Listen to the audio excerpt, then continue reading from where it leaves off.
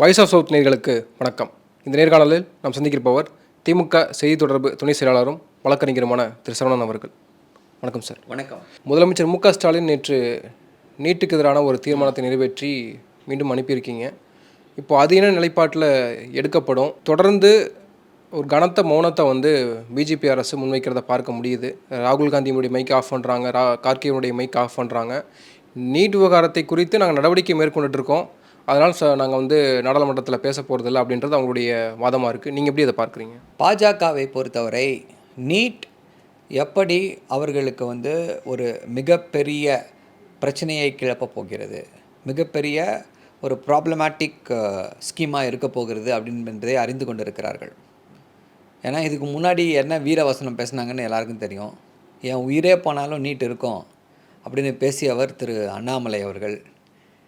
இப்போ அப்படியே பேச சொல்லுங்களேன், இப்போ பேச சொல்லுங்களேன். காங்கிரஸ் கொண்டு வந்ததுன்றாங்க. அதான் சொல்கிறேன், நீ உயிரே போனாலும் நீட் இருக்குமா? இப்போ காங்கிரஸ் கொண்டு வந்ததாகிடுச்சா? காங்கிரஸ் கொண்டு வந்தது தான் உங்களுக்கு பிடிக்காதே, தூக்கி போடுங்க நீட்டை. காங்கிரஸ் கொண்டு வந்தது தானே. அப்பட்டமான பொய். நீட்டை கொண்டு வந்தது யார் அப்படின்னா, இப்போ இருக்கக்கூடிய வடிவில் இப்போ இது கட்டாயமாக்கப்பட்டது யார் அப்படின்னா Bajaka. Section 13 of the Indian medical council act. அந்த சட்டத்தின்படி நீட் 2017ஆம் ஆண்டு பாராளுமன்றத்தில் நிறைவேற்றப்படுகிறது சட்டம். அப்பொழுதும் அதை எதிர்த்து குரல் கொடுத்தது திமுக. தொடர்ந்து நீட்டுக்கு எதிராக குரல் கொடுத்து கொண்டே வருகிறது திமுக. இப்போது அவர்களால் அந்த இனிமே அந்த என்டிஏன்றதை இழுத்து மூட வேண்டியதுதான். ஒரு பெரிய பூட்டை போட்டு மூட வேண்டியதுதான். அதை அவர்களால் தேர்வுகளை நடத்த முடியாது. ஏன்னா அதனுடைய தலைவர் பிரதீப் குமார் ஜோஷின்னு ஒருத்தர் இருக்கார். அவர் யாருன்னா ஒரு பக்கா ஆர்எஸ்எஸ்காரர். ஏதோ ஒரு கல்லூரியில் பேராசிரியராக இருக்கார். அவருக்கு ஆர்எஸ்எஸ்காரர் வினோத் ஜின்னு ஒருத்தர் ரெக்கமெண்டேஷன் லெட்டர் எழுதி கொடுக்குறாரு. அதனால் அவர் எம்பி மத்திய பிரதேஷ் பப்ளிக் சர்வீஸ் கமிஷனுடைய சேர்மனாக போகிறாரு, மெம்பராக போகிறாரு, அப்புறம் சேர்மன் ஆகிறாரு. மத்திய பிரதேசம் சந்தித்த மிக மோசமான ஊழல், இந்தியாவே சந்தித்திராத அப்படிப்பட்ட ஒரு ஸ்கேம். என்ன ஸ்கேம்னா வியாபாம் ஸ்கேம். அந்த இதில் பேப்பர்ஸை லீக் அவுட் பண்ணுறது, எல்லாரையும் இது பண்ணுறது, இந்த வியாபாம் ஸ்கேம். பலர் மர்மமான முறையில் மரணம் அடைஞ்சிருக்காங்க. சிபிஐ அதில் விசாரணை நடக்குதுன்னாங்க. என்ன ஆகுன்றது தெரியாது. ஏன்னா அதில் அங்கே இருக்கக்கூடிய பாஜகவினர் சம்மந்தப்பட்டிருக்காங்க. அந்த வியாபாம் ஸ்கேம் நடக்கும் பொழுது மத்திய பிரதேசத்துடைய பப்ளிக் சர்வீஸ் கமிஷனின் தலைவராக இருந்தவர் இவர். அப்புறம் சத்தீஸ்கருக்கு போகிறாரு, இப்போ என்டிஏக்கு வந்திருக்காரு. இவ்வளவு பெரிய ஒரு தேர்வாணையத்துடைய தலைவராக இருக்கார் அப்படின்னா அவருக்கு என்னென்ன தகுதிகள்லாம் இருக்கணும்? அப்படிப்பட்ட தகுதிகள் ஏதாவது இருக்கா? இல்லை. எல்லாத்தை விட பெரிய தகுதி ஆர்எஸ்எஸ்காரர் அப்படின்ற அந்த தகுதியின் அடிப்படையில் அவர் அங்கே இருக்கார். சரி, என்டிஏவோட டைரக்டர் தூக்குனாங்க, அப்போ சேர்மனியில் தானே தூக்கணும். ஏன் தூக்கல அவரை? இதுதான் காரணம். ஸோ இப்படி ஒருத்தரை வச்சுக்கிட்டு நீங்கள் லீக் இல்லாமல் நடத்துவோம், மாணவர்கள் அப்போது ஆர்எஸ்எஸ்க்கும் பிஜேபிக்கும் பிரச்சனை, அவங்களுக்குள்ள சண்டை போயிட்டுருக்கு அப்படிலாம் சொல்கிறதெல்லாம் பொய்யா? என்ன நீங்கள் ஆர்எஸ்எஸ் பிஜேபி சும்மா போஸ்டரிங்க. திரு மோகன் பகவத் சொல்லுவாராம், இதை ஏற்றுக்கொள்ள முடியாது, உங்களுடைய அராஜகத்தை ஏற்றுக்கொள்ள முடியாது, உங்களுடைய ஆணவத்தை ஏற்றுக்கொள்ள முடியாது, மக்கள் இப்படி போயிட்டுருக்காங்க, அது மாதிரி நடக்கிறாங்க, இப்படி போகிறாங்கன்னா.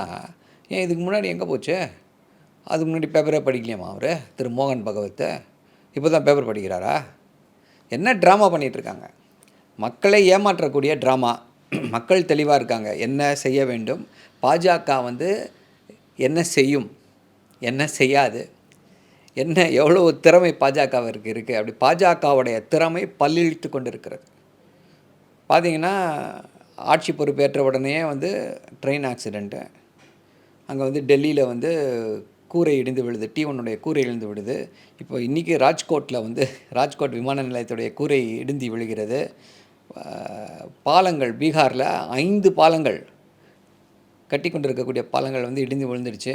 அட்டல் சேத்துன்னு சொல்லி மும்பையில் கட்டினாங்க, அதில் விரிசல் விட்டுருக்கிறது. நாங்கள் வளர்ச்சிக்கான அரசு, இன்ஃப்ராஸ்ட்ரக்சர் டெவலப்மெண்ட் செய்து வரக்கூடிய பாஜகன்னு பேசினார் பிரதமர். இதுதான் இவர்கள் செய்து வந்திருக்கக்கூடிய இன்ஃப்ராஸ்ட்ரக்சர். இதை விட கேவலம் என்ன அப்படின்னா, அயோத்தியில் கோயிலுக்குள்ளே லீக் ஆகுது. இயற்கை சீற்றம் இல்லையா அது? இயற்கை சீற்றம் வெளியில் ஐயா. இயற்கை சீற்றம் உள்ளே எங்கே வரும்? உள்ளே எப்படி தண்ணி லீக் ஆகும்? அது இயற்கை சீற்றமா? அங்கே வந்து அயோத்தியில் வந்து கோயிலுக்குள்ளே குளம் மாதிரி தண்ணி நிற்கிது.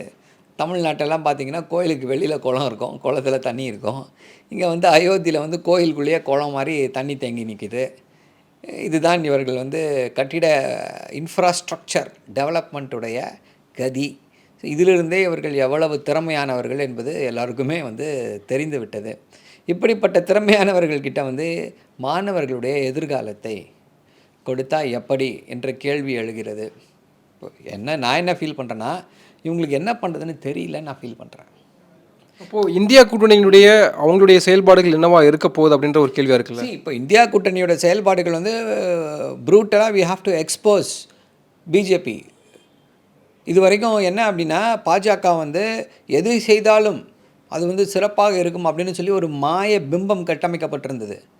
இப்போ யார் பாஜகவுக்கு ஆதரவாக பேசினாலும் அவங்கள வந்து கேலியும் கிண்டலும் செய்யக்கூடிய சூழ்நிலை உருவாயிடுச்சு. எஸ்பெஷலி இந்த கோடி மீடியா என்று சொல்லக்கூடிய அந்த வடநாட்டு ஊடகங்கள் அவங்கள வந்து இப்போ ஒரு சின்ன எடுத்துக்காட்டு, டெல்லியிலேருந்து கீழே விழுந்துச்சு, அந்த T1 கீழே விழுந்துருச்சு, கூரை விழுந்து ஒருத்தர் இறந்து போனார், பலர் காயமடைந்தார்கள். உடனே பாஜகவுடைய ரெஸ்பான்ஸ் என்னவாக இருந்துச்சுன்னா, இது வந்து 2009 யூபி அரசாங்கம் கட்டப்பட்டதுன்னு சொல்லி எல்லா இந்த கோடி மீடியாவை சேர்ந்த எல்லா நிருபர்களுமே இதை போட்டாங்க, ட்வீட்டாக போட்டாங்க, டூல் கிட் போட்டாங்க. உண்மையில தான் அந்த ஏர்போர்ட் வந்து எக்ஸ்டென்ஷன் பண்ணப்பட்டுச்சு. அதெல்லாம் மக்கள் தான் வேறு அது நம்ம அதுக்கு அப்புறமா வருவோம். ஆனால் இது சொன்ன உடனேயே இப்படி வந்து ஒரு மெசேஜை போடுறாங்க இந்த டூல் கிட் ஜேர்னலிஸ்ட்டு. அதற்கு வந்து என்ன ரெஸ்பான்ஸ்னு பார்த்தீங்கன்னா, அப்படி கிண்டல் பண்ண ஆரம்பிச்சிட்டாங்க அவங்க எல்லாரையும். இனிமேல் ட்ரெயின் ஆக்சிடென்ட் நடந்தால் வந்து யாரும் பாஜகவை கேள்வி கேட்க முடியாது, ஏன்னா ட்ரெயின் ட்ரெயினையும் வந்து யூபி அரசாங்கத்தில் வந்து கட்டினார்கள். பிரிட்டிஷ்காரன் கொண்டு வந்தது இன்னும் வசதியாக போச்சு. கலோனியல் ஹேங் ஓவர்னு சொல்லி பேசுவாங்க. ஸோ இப்படித்தான் வந்து இவர்கள் வந்து டோட்டலாக எக்ஸ்போஸ் ஆகிட்டுருக்காங்க. அதாவது அவர்களால் வந்து எதுவுமே பேச முடியல. எந்த லெவலுக்கு போயிடுச்சுன்னா, பாஜகவுடைய ஐடி செல் தலைவர் திரு அமித் மால்வியா இருக்கார். அமித் மால்வியா வந்து என்ன சொல்கிறாருன்னா, 2009 கட்டப்பட்ட இது யூபி அரசாங்கத்துக்கு திறமையே இல்லை. ஷாஜஹான் கட்டிய தாஜ்மஹால் எவ்வளவு சிறப்பான கட்டிடக்கலை தெரியுமா, அங்கே தண்ணி ஒழுகுதா உள்ள அப்படின்னு சொல்லி கேட்குறாரு. அங்கே மேற்கூரை இடிந்து விழுகிறதான்னு கேட்குறாரு. இப்போ அவர்கிட்ட திருப்பி நம்ம என்ன கேட்கணும்னா, யார் ராஜ்கோட்டில் யார் கட்டினது உங்களுக்கு தெரியாதா? அத்தனை நூற்றாண்டுகளுக்கு முன்னால் வந்து திரு ஷாஜஹான் அவர்கள் வந்து எப்படிப்பட்ட ஒரு தாஜ்மஹாலை கட்டினார்ன்றது தெரியாதா அமித் மால்வியா அவர்களே அப்படின்னு சொல்லி நம்ம கேட்க வேண்டிய சூழ்நிலையில் இருக்கிறோம். அதுதான் இவர்கள். அதாவது எப்போவுமே ஒரு பொய்யான செய்திக்கோ இல்லை ப்ரொபகேண்டாக்கோ கொஞ்சம் தான் ஆள் தான் அதோடைய இது இருக்கும், லைஃப் டைம். அதற்கப்புறம் அது வந்து எக்ஸ்போஸ் ஆகிடும்.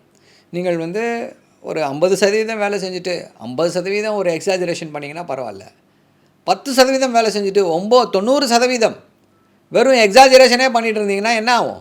இப்படி தான் பல்லிழிக்கும், இப்படித்தான் உங்களுடைய மானம் கப்பல் ஏறும். நீங்கள் வந்து மக்களிடையே டோட்டலாக எக்ஸ்போஸ் ஆவீங்க. ஒரு வார்த்தை பேசினாரா பிரதமர்? எல்லாத்துக்கும் ட்வீட் போடுவாருங்க. இத்தனை மாணவர்கள் வந்து பாதிக்கப்பட்டிருக்காங்க. ஏதோ எக்ஸாமுக்கெலாம் புக்கெலாம் எழுதியிருக்காராமே பிரதமர் மாணவர்களுக்காக.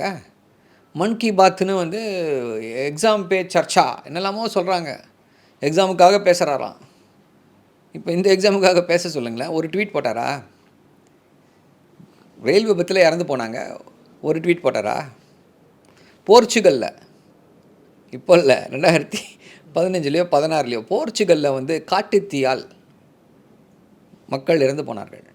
எங்கே இறந்தாலும் அது வந்து வருத்தத்துக்குரியது, வேதனைக்குரிய. அதற்கு ட்வீட் போடுறாரு பிரதமர். அப்போ இதுக்கு போடணும்ல. போர்ச்சுகலில் காட்டுத்தீயில் மக்கள் இறந்தால் அதற்கு விசனப்படக்கூடிய பிரதமர் இங்கே இறந்து போயிருக்கிறார்கள் ஒரு வார்த்தை பேசினாரா? இதுதான் நீங்கள் வந்து இன்னொரு கேள்வி கேட்குறேன். மோடி முகத்தில் சிரிப்பை பார்த்தீங்களா? ஜூன் 4க்கு பிறகு அதே மாதிரியான மைக் ஆஃப் பண்ணுறது பண்ணலாங்க. இன்னும் கெஜ்ரிவால் சிறையில் இருக்கார். ஹேமந்த் சோரன் இப்போ தான் வெளியில் வந்தார். ஹேமந்த் சோரன் வந்துட்டார். இது பழைய 303 வாங்கிய பிஜேபியாக இருந்தால் என்ன பண்ணியிருப்பாங்க? உச்சநீதிமன்றத்தில் போய் நைட்டோட நைட்டாக தடை உத்தரவு வாங்கியிருப்பாங்க. வாங்க முடிஞ்சுதா? இப்போது இன்றைக்கி வந்து ஒரு டிஸ்ட்ரிக்ட் ஜட்ஜ் எக்ஸ்போஸ் பண்ணிச்சுல்ல இடி, எவ்வளோ பெரிய பம்மாத்து வேலையை செய்து கொண்டிருக்கிறது, எப்படி அவர்களை வந்து திரு அரவிந்த் கெஜ்ரிவாலை வந்து சிறையில் அடைத்து சித்திரவதை செய்து கொண்டிருக்கிறதுன்னு சொல்லி ஒரு ட்ரையல் ஜட்ஜ் நியாய் பிந்து என்ற அந்த நீதி அரசி வந்து வெளிச்சம் போட்டு காட்டினாங்க. இடி வந்து எப்படி ஒரு பொய்யான குற்றச்சாட்டை அரவிந்த் கெஜ்ரிவால் அவர்கள் மீது புனைந்து கொண்டு இருக்கிறதுன்னு. அதே இதில் பார்த்தீங்க அப்படின்னா அந்த ஜட்ஜ் இருக்கார், ஒரு ஜெயின் அப்படின்ற ஒரு ஜெயின் வந்து கொடுத்துருக்காரு, இந்த தடை உத்தரவை கொடுத்துருக்காரு. தீர்ப்பை பார்ப்பதுக்கு முன்னாலே தடை உத்தரவு கொடுத்துருக்காரு. அவருடைய சகோதரர் வந்து இடியில் வந்து வழக்கறிஞராக இருக்கிறார், இடியோட வழக்கறிஞராக இருக்கிறார். ஸோ வந்து இதை பற்றி எதுவும் சொல்ல விரும்பலை. இதை வந்து மக்களுடைய பார்வைக்கு விட்டு விடுகிறோம். எப்படி வந்து பாஜக செயல்பட்டு கொண்டிருக்கிறது அப்படின்றதுக்கு இது வந்து ஒரு எடுத்துக்காட்டு. இப்போது நிதிஷ்குமார் அவங்க கட்சி சார்பில் வந்து ஒரு தீர்மானம் நிறைவேற்றியிருக்காங்க, ஒரு அறிக்கை வெளியிட்டிருக்காங்க. பீகார் மாநிலத்துக்கு சிறப்பு அந்தஸ்து கொடுக்கணும் அல்லது சிறப்பு நிதி ஒதுக்கீடு செய்யணும், சிறப்பு திட்டம் கொடுக்கணும் அப்படின்னு அவங்க முன் வச்சுருக்காங்க. இது ஆரம்பமாக எடுத்துக்கலாமா? ஆல்ரெடி நிதிஷ் டெமோக்ராட்டிக் அலையன்ஸ்னு சொல்லப்பட்டுச்சு, நாயுடு டெமோக்ராட்டிக் அலையன்ஸ்னு சொல்லப்பட்டுச்சு. இப்போ நிதிஷ் அதில் வந்து இப்போ எங்களுக்கு ஒரு கோரிக்கை அப்படின்னு விடுத்திருக்காரு. இந்த கோரிக்கை நிறைவேற்றப்பட்டால் தான் அது அந்த கூட்டணி சுமூகமாக இருக்குமா? நீங்கள் எப்படி அதை பார்க்குறீங்க? இப்போது இந்த கூட்டணி வந்து நித்திய கண்டம் பூர்ண ஆயுசு தான் இதுக்கு வந்து இது வந்து 5 வருடங்களை வந்து தொடர்ந்து நடத்துமா கடந்து செல்லுமான்றதெல்லாம் தெரியல. திரு சந்திரபாபு நாயுடு அவர்கள் வந்து செட்டில் ஆகணும், அங்கே ஃபஸ்ட்டு ஆந்திராவில் செட்டில் ஆகணும். அவருக்கு வந்து பர்சனல் ஸ்கோர்ஸ் இருக்குது திரு ஜெகன்மோகன் ரெட்டியோட செட்டில் பண்ணுறதுக்கு. ஃபஸ்ட்டு அங்கே கான்சென்ட்ரேட் பண்ணுவார், அதற்கப்புறம் இங்கே வருவார். இப்போது இன்னொரு பிரச்சனை என்னவாக இருக்குன்னா, பாஜக வந்து எந்த மக்கள் விரோத நடவடிக்கை எடுத்தாலும் அது கடைசியில் யார் தலையில் போய் விடியோன்னு பார்த்தீங்கன்னா, ஒன்று நிதிஷ்குமார், இன்னொன்று சந்திரபாபு நாயுடு. நேற்றைய சமூக வலைதளங்களில் மிகப்பெரிய விமர்சனம். ஏன் அப்படின்னா, இப்போ சிவில் ஏவியேஷனுடைய MOS யாருன்னு பார்த்தீங்கன்னா, அந்த ஒரு நாயுடுன்னு ஒரு ஆந்திரா மினிஸ்டர், டிடிபி மினிஸ்டர். பாவம் அவர் போய் எல்லாத்துலேயும் பேட்டி கொடுத்துட்ருக்குறார். யார் பண்ண தப்பு இது? சந்திரபாபு நாயுடு கட்சிக்கும் டிடிபிக்கும் டெல்லி ஏர்போர்ட்டில் கீழே விழுறதுக்கு என்ன சம்மந்தம்? ஸோ டிடிபியோடைய முகம் அதற்கு பயன்பட்டு கொண்டு இருக்கிறது. எவ்வளோ நாள் இதை பொறுத்துப்பாங்க? ஸோ கண்டிப்பாக இது ஒர்க் அவுட் ஆகாது. ஒன்று பாஜக பிச்சுக்கிட்டு போயிடும், இல்லை சந்திரபாபு நாயுடு அவர்களும் நிதிஷ்குமார் அவர்களும் இந்த அரசாங்கத்தை they will make this government behave. நன்றி சார்.